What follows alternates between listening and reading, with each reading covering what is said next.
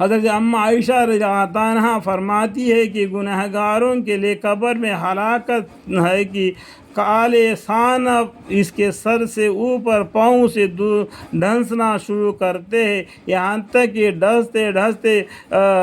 بیچ کے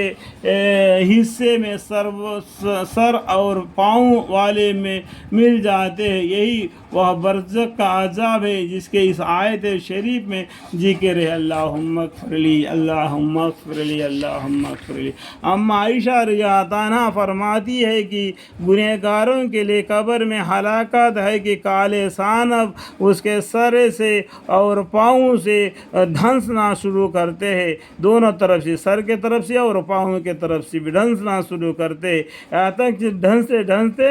بیچ کے حصے میں آ ملتے ہیں، یہ سر اور پاؤں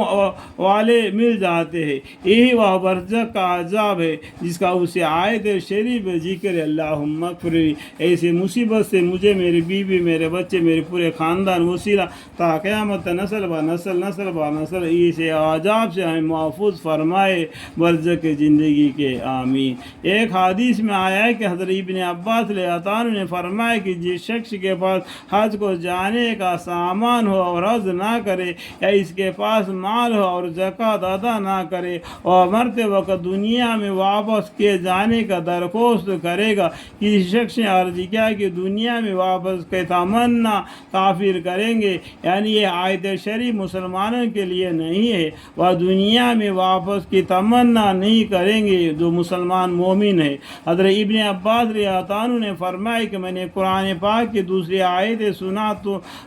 سناتا ہوں جس میں مسلمان ہی کا ذکر ہے۔ اس کے بعد حضرت ابن عباس رضی اللہ عنہ سورہ منافقین کے آخری کے آیت یا ایھا الذین آمنوا لا تلہکم اموالکم ولا اولادکم،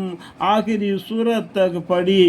جس کا ترجمہ ہے اے ایمان والو کو تم کو تمہاری مال اور تمہاری اولاد اللہ کی یاد سے غافل نہ کرنے پائے، اور جو ایسا کرے گا اس کے مال اولاد کو اللہ کی یاد سے غافل کر دے، یہی لوگ خسارہ والے ہیں۔ اور ہم نے جو کچھ مال دیا ہے اسے پہلے اللہ کے کاموں میں خرچہ کر لو، تم میں سے کسی کے سر پر موت آ جائے اور وہ حسرت اور تمنا کہنے لگے اے میرے رب مجھ کو تھوڑے دن کی اور مہلت کیوں نہ دی کہ میں خیرات دے لیتا اور نیک کام کرنے والوں میں شامل ہو جاتا، اب یہ تمنا کرے کا بیکار ہے، اس کے لیے کہ اللہ جل شانہ جب کسی کی عمر ختم ہو جائے تو ہرگز مہلت نہیں دیتے،